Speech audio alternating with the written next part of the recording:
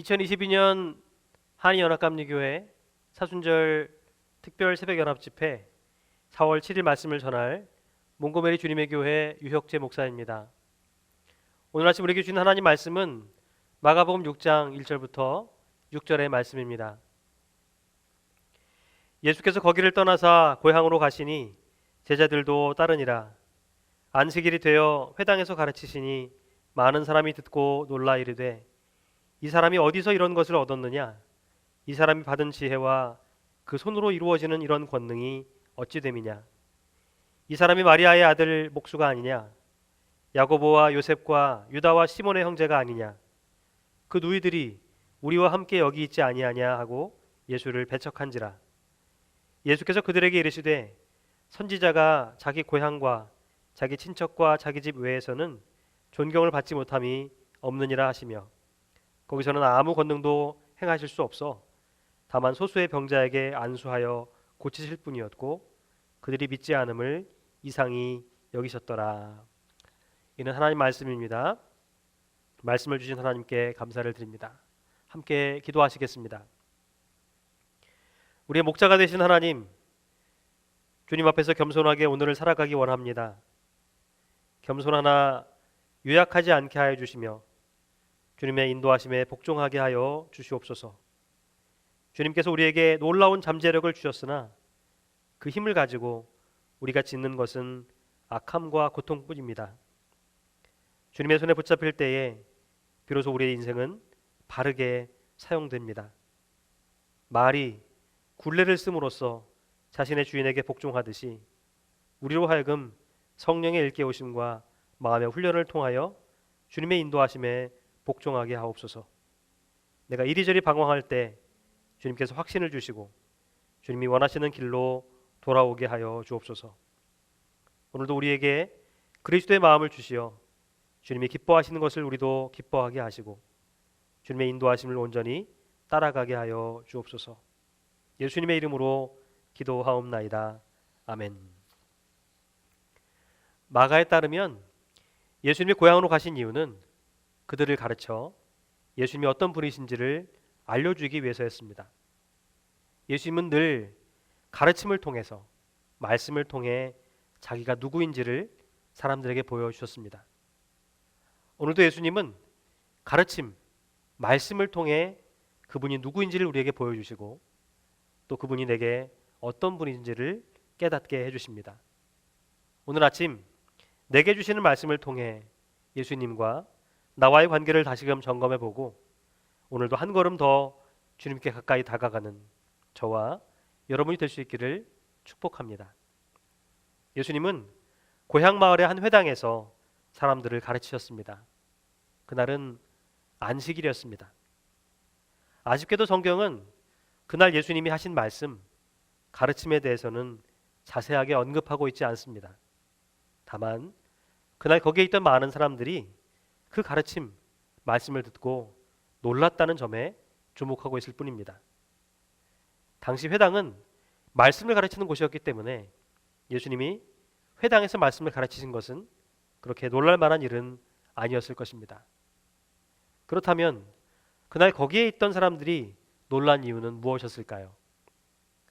그날 거기에 있던 사람들의 반응을 통해서 그 이유를 유추해 볼 수 있습니다.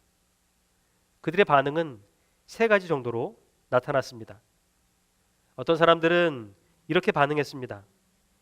이 사람이 어디서 이런 것을 얻었느냐?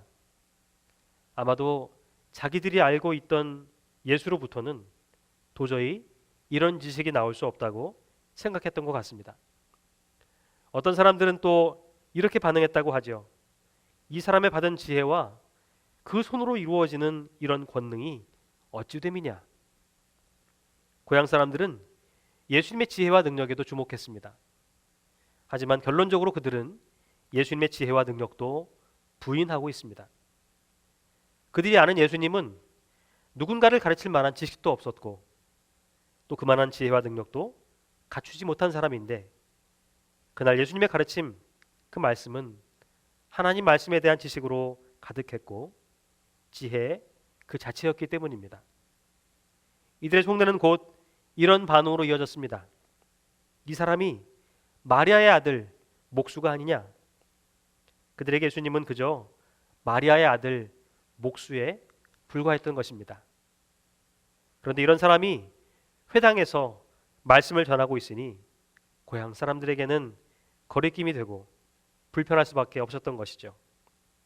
자기들이 알던 예수와는 많이 달랐기 때문입니다. 마가가 전한 오늘 이야기를 통해서 우리는 중요한 영적인 원리 하나를 발견하게 됩니다. 아는 것과 믿는 것은 다르다는 것입니다. 고향 사람들은 예수님을 잘 알고 있었습니다. 그들은 예수님의 가족이 어떻게 되고 어릴 적에 예수님이 어떻게 살았는지도 잘 알고 있어요. 차라리 몰랐더라면 예수님의 가르침이 거리낌으로 다가오지는 않았을 것입니다. 하지만 그들은 예수님을 안다고 생각했습니다. 그래서 이렇게 반응했던 것이죠. 이 사람이 마리아의 아들 목수가 아니냐? 야고보와 요셉과 유다와 시몬의 형제가 아니냐? 그 누이들이 우리와 함께 여기 있지 아니하냐? 하지만 그들이 아는 예수님은 여기까지가 전부였습니다. 예수님에 대해 알기는 알았는데 어설프게 알았던 것입니다.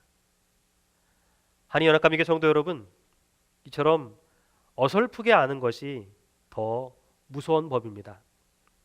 우리 믿음은 아는 믿음에서 믿는 믿음으로까지 나가야 합니다. 요한복음 11장에 보면 나사로의 죽음에 대한 이야기가 나옵니다. 나사로의 죽음으로 그들의 누이였던 마르다와 마리아는 큰 슬픔에 잠기게 되죠. 그때에 예수님이 그들을 찾아오셨습니다. 마르다는 원망 섞인 목소리로 예수님을 맞이합니다. 주께서 여기 계셨더라면 내 오라버니가 죽지 아니하였겠나이다. 그러면서 또 이렇게 말하죠. 그러나 나는 이제라도 주께서 무엇이든지 하나님께 구하시는 것을 하나님이 주실 줄을 아나이다.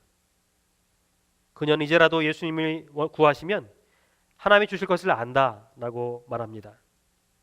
이제라도 예수님이 구하시면 하나님 오라버니를 다시 살려주실 것을 안다라고 이야기해요.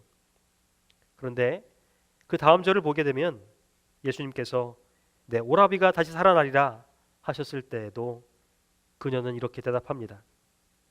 마지막 날 부활 때에는 다시 살아날 줄을 내가 아나이다. 마르다는 여전히 아는 믿음에 머물러 있습니다.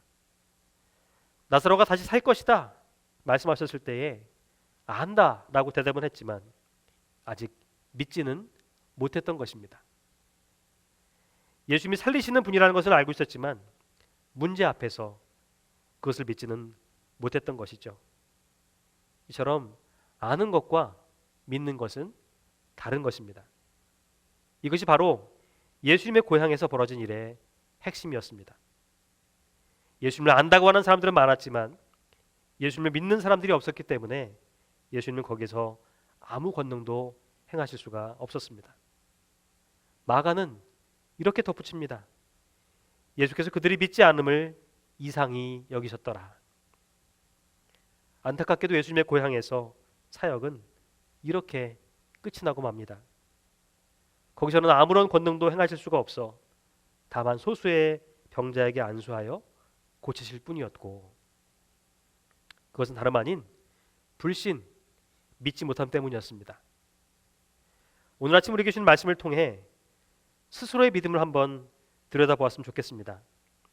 우리도 하나님의 능력을 믿는다 하고는 하지만 조금만 더 깊이 들여다보게 되면 이처럼 아는 단계에 머물러 있는 경우가 많습니다. 어느 성도분의 고백입니다. 목사님, 저는 하나님이 위대하시고 전지전능하심을 잘 압니다. 그런데 솔직히 알기는 하지만 당장 내 눈앞의 문제를 하나님이 완벽하게 해결해 주실 것이라고 믿어지지는 않습니다. 믿음으로 결단하고 싶어도 무엇인가를 보여주셔야만 결단할 수 있을 것 같아요. 어떻게 하면 아무것도 보이지 않는 상황 속에서 하나님을 믿을 수가 있나요? 저는 그것이 잘 안 됩니다. 아직도 제게는 삶의 문제들이 버겁게만 느껴집니다. 솔직히 저는 믿음이 얼마나 중요한지 잘 모르겠습니다. 이 성도의 고백을 통해서도 우리는 아는 것과 믿는 것은 엄연히 다르다는 것을 알 수가 있습니다. 그래서 성경은 오늘도 아는 믿음에서 믿는 믿음으로 나아가야 한다고 가르치고 있는 것입니다.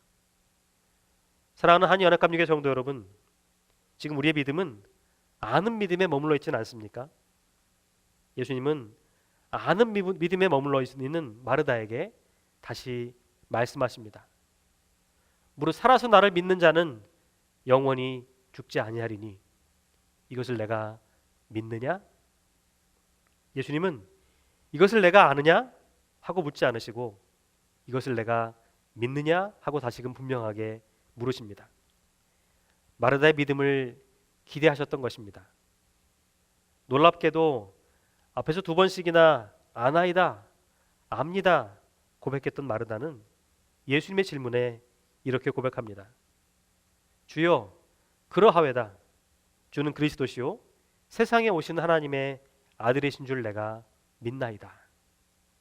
그녀의 믿음이 이처럼 아는 믿음에서 믿는 믿음으로 변화하게 되자 예수님은 나사로가 다시 살아나는 놀라운 기적을 일으키십니다.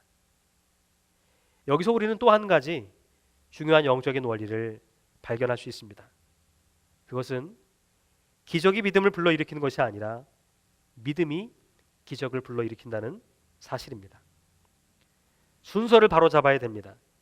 우리는 기적을 보여주시면 믿겠다 하고 말하지만 이것은 순서가 잘못된 것입니다.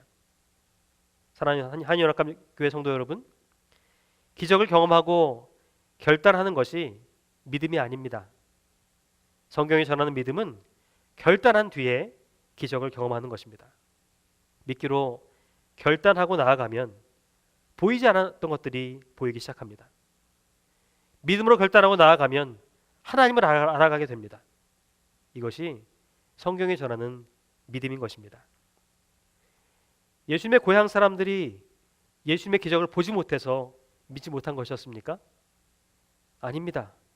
엄밀히 말하면 그들은 기적을 보여주셨음에도 불구하고 믿지 못했습니다. 아니, 믿을 수가 없었습니다. 그래서 예수님은 고향에서 더는 기적을 행하실 수가 없었던 것입니다. 예수님 당시의 눈으로 기적을 보았음에도 불구하고 예수님을 죽이려고 했던 사람들이 얼마나 많았습니까? 예수님 보여주신 기적이 우리에게 믿음을 불러일으키는 것이 아닙니다. 예수님을 향한 우리의 믿음이 기적을 불러일으키는 거예요. 오늘 아침 이 말씀을 듣는 우리의 믿음은 어떻습니까? 정말 기적을 경험하지 못해서 믿지 못하는 것입니까? 아무리 기적을 보여주어도 내가 믿나이다 하고 고백하지 못하기 때문은 아닙니까? 신기하게도 죽은 나사로를 살리신 예수님이 고향에서는 아무 능력도 행하실 수가 없어 소수의 병자들만 고치셨다고 합니다. 무엇이 이러한 차이를 가져왔습니까? 마가에 따르면 예수님은 그들이 믿지 않음을 이상히 여기셨다고 합니다. 여러분, 오늘 아침 다시 우리의 믿음을 점검해야 될 것입니다. 우리의 믿음은 주님 보시기에 이상한 믿음은 아니겠죠? 우리 믿음은 보통 고난 앞에서 드러나는 경우가 많습니다. 나사로를 살리신 이야기에서도 예수님은 나사로를 바로 살리지 않으셨습니다. 일부러 며칠을 더 기다리시다가 그를 찾아가셨죠. 그 이유는 이것이 그들에게 믿음을 더하는 기회가 될 수 있었기 때문입니다. 예수님 이렇게 말씀하셨어요. 내가 거기 있지 아니한 것을 너희를 위하여 기뻐하노니 이는 너희로 믿게 하려 함이라. 문제와 어려움 앞에서 이것이 우리에게 믿음을 더하려고 주시는 것은 아닌지 잘 살펴야 됩니다. 그 문제와 고난을 믿음으로 풀어나가야 됩니다. 그러려면 예수님을 아는 믿음에서 가지고는 부족합니다. 예수님을 믿는 믿음을 가지고 주님께 나아가야만 됩니다. 그때에 나도 살고 다른 이들에게도 믿음을 전할 수가 있는 것이죠. 진짜 문제는 우리가 예수님을 어설프게 아는 데 있습니다. 어설프게 아니까 기복신앙을 벗어버리지 못하고 어설프게 아니까 자기도 힘들고 남도 힘들게 하는 거예요. 오늘 본문의 다음 구절을 보게 되면 이 일이 있은 다음에 예수님을 제대로 아는 제자들을 세상에 보내셔서 그들을 통해 세상에 놀라운 일들을 행하게 하십니다. 그들을 둘씩 보내시면서 더러운 귀신을 제어하는 능력을 주시고 많은 귀신을 쫓아내며 병자들을 고치는 기적을 경험케 하십니다. 그렇습니다. 예수님은 오늘 우리에게도 이와 같은 능력을 주시고 우리를 통해 이와 같은 기적을 경험케 하시기를 원하고 계십니다. 그러므로 사랑하는 한인연합감리교 성도 여러분, 이제부터 아는 믿음에서 믿는 믿음을 지닌 성도들이 되십시오. 기적을 보여주시면 내가 믿겠습니다 하며 머뭇거리지 말고 우리의 믿음이 기적을 불러일으키게 만들어 가십시오. 예수님을 어설프게 알아서는 안 될 것입니다. 예수님은 오늘도 우리가 가는 곳마다 귀신들이 떠나가고 병자들이 고침을 받는 기적을 일으키실 수 있는 분이십니다. 나는 부활이요 생명이니 나를 믿는 자는 죽어도 살겠고 무릇 살아서 나를 믿는 자는 영원히 죽지 아니하리니 이것을 내가 믿느냐? 이 질문에 우리도 주는 그리스도시요 세상에 오신 하나님의 아들이신 줄 내가 믿나이다. 믿음으로 고백하는 저와 여러분이 될 수 있기를 축복합니다. 하나님은 우리를 사랑하십니다. 사랑하시되 끝까지 사랑하는 분이세요. 그리고 그분은 나를 향한 최고의 계획을 가지고 계십니다. 이제 아는 믿음이 아니라 믿는 믿음을 가지고 그분이 하시는 일에 함께 동참하시기 바랍니다. 그렇게 오늘도 하나님께 영광을 올려 드리십시오. 우리가 어떻게 하여야 하나님의 일을 하오리까? 제자들이 물었을 때에 예수님이 이렇게 대답해 주셨습니다. 하나님께서 보내신 일을 믿는 것이 하나님의 일이니라. 하나님께서 보내신 일을 믿는 것이 하나님의 일이니라. 사랑하는 한인연합감리교 성도 여러분, 오늘도 하나님의 일에 매진해야 됩니다. 오늘도 예수를 알고 예수를 믿는 일에 삶의 우선순위를 두어야 합니다. 오늘도 하나님의 일에 최선을 다하는 저와 여러분 될 수 있기를 축복합니다.